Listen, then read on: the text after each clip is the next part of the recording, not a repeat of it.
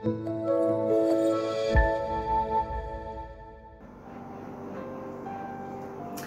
Ibu, Saudara yang terkasih di dalam Tuhan kita Yesus Kristus, Shalom. Selamat pagi, salam sejahtera untuk kita semua. Sungguh sangat bersuka cita kita bisa dipertemukan hari ini di dalam sarapan rohani Jemaat GKPB Galang Lingyang Abian Base, hari Kamis tanggal 11 Agustus 2022.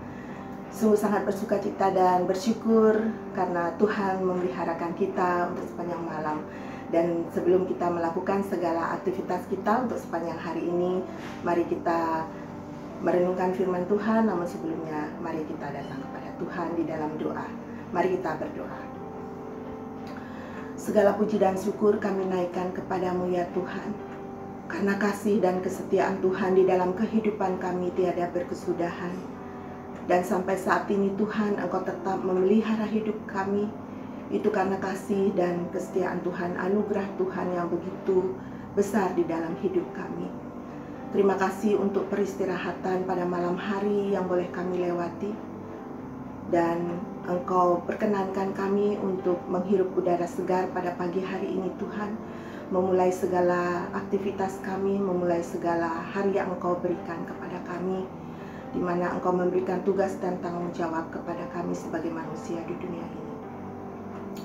Sebentar kami akan memulai segala aktivitas kami dan kami rindu untuk mendasarinya dengan firman Tuhan. Biarlah Tuhan Engkau menguduskan dan menyucikan kami sehingga firman-Mu layak di hadapan Tuhan. Ampuni segenap dosa dan kesalahan yang telah kami perbuat di sepanjang hari yang tidak berkenan kepada Tuhan. Hamba-Mu yang terbatas ini di dalam menyampaikan firman-Mu Tuhan, biarlah Engkau yang menyempurnakannya sehingga benar Tuhan, firman-Mu bisa kami lakukan di dalam kehidupan kami setiap hari. Ini doa kami Tuhan yang kami naikkan hanya di dalam nama Tuhan kami Yesus Kristus. Amin. Firman Tuhan tersedia pada pagi hari ini terdiri dari 2 ayat, yaitu yang pertama dari Mazmur 31 ayat yang ke-24 dan 1 Korintus 13 ayat yang ke-13. Saya akan membacakannya untuk kita semua. Mazmur 31 ayat 24, kasihilah Tuhan hai semua orang yang dikasihinya. Dan kemudian 1 Korintus 13 ayat yang ke-13, ketiga hal ini yaitu iman, pengharapan, dan kasih. Dan yang paling besar diantaranya ialah kasih. Tema perenungan kita pada pagi hari ini adalah menjadi teladan kasih Kristus. Menjadi teladan kasih Kristus. Bapak, Ibu, Saudara yang terkasih di dalam Tuhan, mengawali firman Tuhan pada pagi hari ini saya akan menyajikan sebuah ilustrasi di mana ada seorang ibu tinggal dengan 4 orang anaknya. Suatu ketika anaknya berebutan untuk mengatakan, sayalah yang paling mengasihi mama. Yang sulung berkata, saya yang paling besar. Karena itu saya yang lebih dahulu dan paling lama mengasihi mama. Anak kedua tidak mau kalah. Ia berkata, saya yang sangat mengasihi mama. Karena di dalam keluarga ini, sayalah satu-satunya anak perempuan. Kemudian ada yang ketiga dengan tegas berkata, mama, aku sangat mengasihimu. Jika hal yang akan mencelakai mama, pasti aku akan melindungi mama. Kemudian si bungsu berkata, saya memang paling bungsu, tetapi sangat mengasihi mama. Lalu ia membuka kedua belah tangannya dan memeluk ibunya. Sang ibu dengan wajah berseri-seri berkata kepada anak-anaknya, mama senang mendengar kalian semua mengasihi mama. Tak berapa lama sang ibu harus ke kantor pos untuk mengirim sebuah surat yang penting. Si ibu berkata, surat ini penting sekali. Siapa di antara kalian yang mau membawa dan membantu mama untuk mengantarkan surat ini ke kantor pos? Si sulung enggan karena masih harus mengerjakan PR-nya. Kemudian anak keduanya berpikir, saya kan anak perempuan, sebaiknya mama menyuruh yang laki-laki saja yang pergi ke kantor pos. Sementara anak yang ketiga melihat keluar, hari sudah hampir gelap dan hujan pun turun dengan deras. Ia merasa malas untuk pergi. Si ibu melihat anak-anaknya sibuk dengan pekerjaan mereka. Hanya si bungsu yang bersiap-siap memakai jas hujan untuk mengantarkan surat itu. Si ibu menyerahkan surat kepadanya dan berkata, "Di luar hujan lebat dan gelap. Apakah engkau tidak takut, nak?" "Mama, saya tidak takut," jawab si bungsu. "Saya akan pergi karena saya sangat mencintai Mama," jawab si bungsu.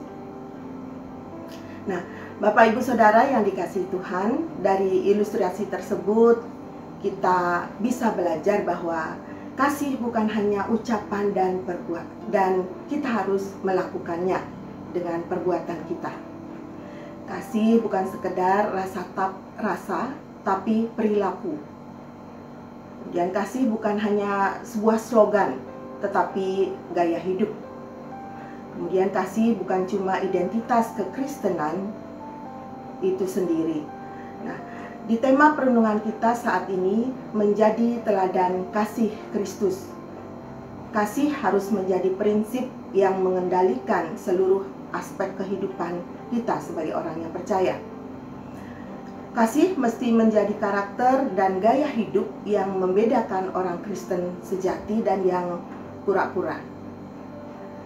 Dan kasih yang berdasar dan bertumbuh dalam Kristus.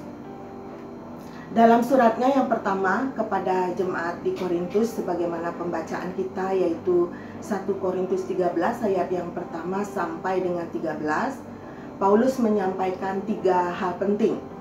Yang pertama, Paulus menegaskan bahwa segala karunia rohani, yaitu kepandaian berbicara, bernubuat, memiliki hikmat dan pengetahuan manusia, jika tidak disertai kasih adalah tidak berguna. Kata sekalipun pada ayat yang pertama berarti kelebihan dan karunia rohani, dan tanpa kasih adalah tidak ada artinya, tidak ada manfaatnya. Kemudian tanpa kasih memberi tidak akan bermakna. Paulus menegur jemaat di Korintus yang menjadi sombong dan menganggap diri lebih karena mempunyai karunia rohani tertentu. Paulus menasihati mereka bahwa sebagai milik Kristus, mereka harus menjadi karunia dan berdasarkan kasih yang menjadi berkat. Paulus bahkan menyebut dirinya sendiri meskipun memiliki dan mengetahui segala sesuatu, tanpa kasih Kristus ia bukanlah siapa-siapa. Kemudian yang kedua, Paulus menyampaikan bahwa kasih mencerminkan sifat Kristus sendiri. Sabar, murah hati, tidak cemburu, dan lain-lain adalah teladan Kristus. Yesus tidak hanya berkhotbah dan mengajar tentang kasih, tetapi Yesus menyatakan tindakan kasih yang nyata melalui pengorbanannya bagi kita semua. Oleh karena itu, kita mengasihi karena Kristus lebih dahulu mengasihi kita. Kasih mengarahkan kita untuk selalu berpikiran positif terhadap orang lain, menggunakan karunia yang ada pada kita untuk membangun kehidupan demi kemuliaan nama Tuhan, dan tetap melakukan kebaikan meskipun kita dibenci orang lain. Hanya orang-orang hidup bagi Kristus sajalah yang akan memiliki kasih serta beroleh anugerah Allah untuk melakukan kasih bagi orang lain. Yang ketiga, Paulus bahkan menegaskan bahwa kasih bukan hanya lebih utama daripada karunia-karunia rohani. Kasih bahkan lebih besar daripada hal-hal yang dianggap penting dalam kekristenan, yaitu iman dan pengharapan. Iman tanpa kasih menjadi dingin, dan pengharapan tanpa kasih menjadi suram. Kasih adalah penggenapan iman dan pengharapan. Pembacaan firman Tuhan menjadi koreksi bagi hidup kita. Banyak terkadang dari kita sendiri berbicara tentang kasih, tetapi hidupnya masih dipenuhi iri hati, kecemburuan, mementingkan diri sendiri, tidak mau mengalah dan merendahkan diri. Kita berbicara tentang kasih, tetapi membiarkan ketidakadilan merajalela, mengambil hak orang lain, tertawa dalam penderitaan orang lain, cari aman sendiri, sehingga tidak peduli atau malas tahu tentang keadaan orang lain di sekitar kita. Marilah kita melakukan kasih agape Kristus di tengah dunia yang kasihnya telah menjadi dingin. Dunia yang mengasihi karena kepentingan, dunia yang mengasihi karena ada kepentingan yang mengasihi, karena kepentingan tergantung situasi dan keadaan. Marilah kita menggunakan berbagai karunia berdasarkan kasih yang menjadi berkat. Karena itu, kasih Kristus haruslah menjadi ciri hidup orang-orang Kristen. Nyatakan kasih Allah dalam seluruh eksistensi hidup dan pelayanan kita. Marilah mengasihi bukan hanya dengan kata-kata, tetapi juga di dalam perbuatan kita. Amin. Mari kita berdoa.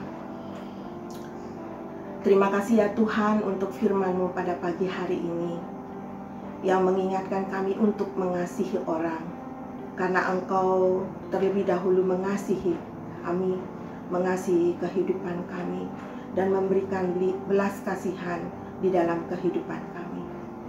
Terima kasih Tuhan, ajar kami sebagai anak-anak-Mu di dunia ini menjadi terang Tuhan dan menjadi panutan Tuhan untuk penyebaran kasih Tuhan di muka dunia ini.